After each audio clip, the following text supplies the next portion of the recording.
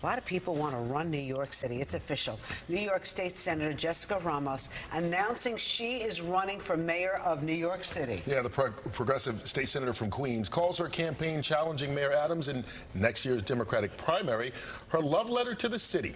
She joins us now to talk about that. You represent parts of Queens. Thank you so much for joining us, State Senator Ramos. Let me ask you, so many people obviously are focused on the general election this November. The mayoral election isn't until next November. Why announce now? Well, it's going to be here in the blink of an eye. We're only 9 months away from the Democratic primary. That's going to take place in June next year. And I want to get out there and make sure that I am meeting New Yorkers where they live in every corner of these great 5 boroughs. You made this announcement on Friday.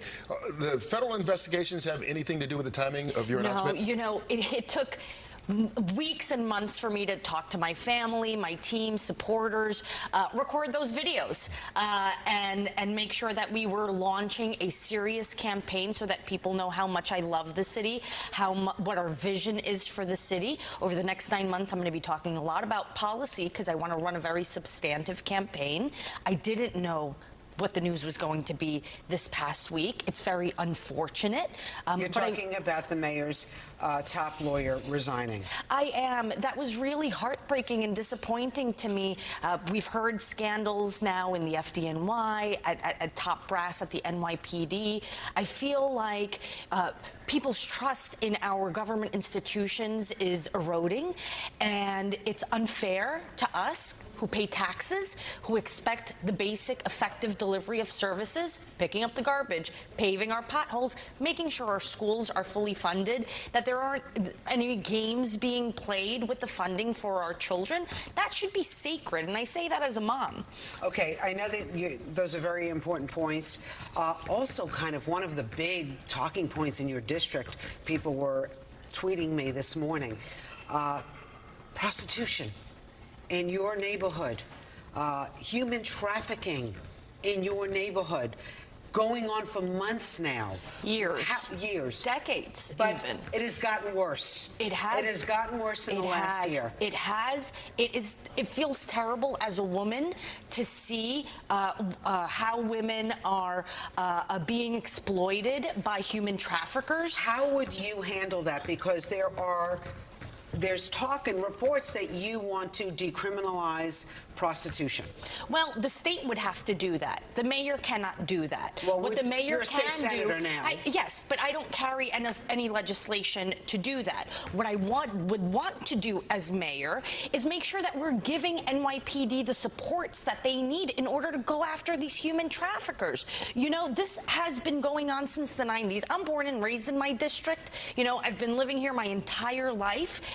It has existed my entire life. I know, but I heard it's really bad now. It is worse now. I'm not trying to talk it down. I'm trying to say that a lot of these prostitution rings have existed, and we've had the time to dissolve them, to catch people. I mean, the mayor was in my district a few months ago closing brothels for a photo op. No one was arrested and investigated. None of the women were liberated and shown where services can be sought. Children that are out there being trafficked. My children see all of this stuff along Roosevelt Avenue every day when they hop on the subway to school, and I don't think any of us want to see that happening. I have heard that, and I've seen that some of the women might not be women that I'm seeing on Roosevelt Avenue. I often wonder if they're actually 18 years old. It's heartbreaking, and it actually should be a priority for the city of New York to end this business, to work with the feds in order to address this nonsense. Okay, so if you are able to be mayor, what is it that you think that you bring to the table that Mayor Adams is not doing, or that other candidates, because, you know, Brad Lander has announced that he's running.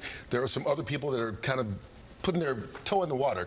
But what do you think separates you from everybody else? I think there are 2 things.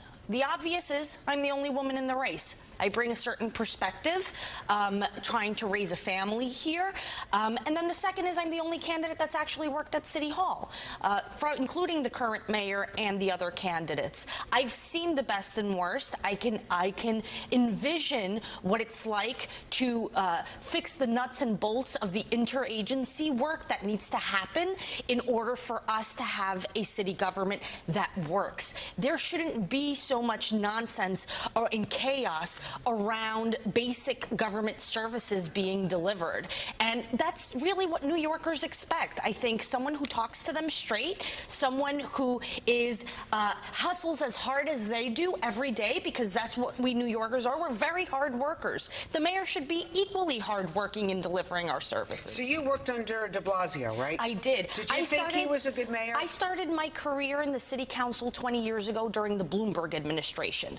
I worked for a few years on the pre-K team and on the communications team for Mayor de Blasio.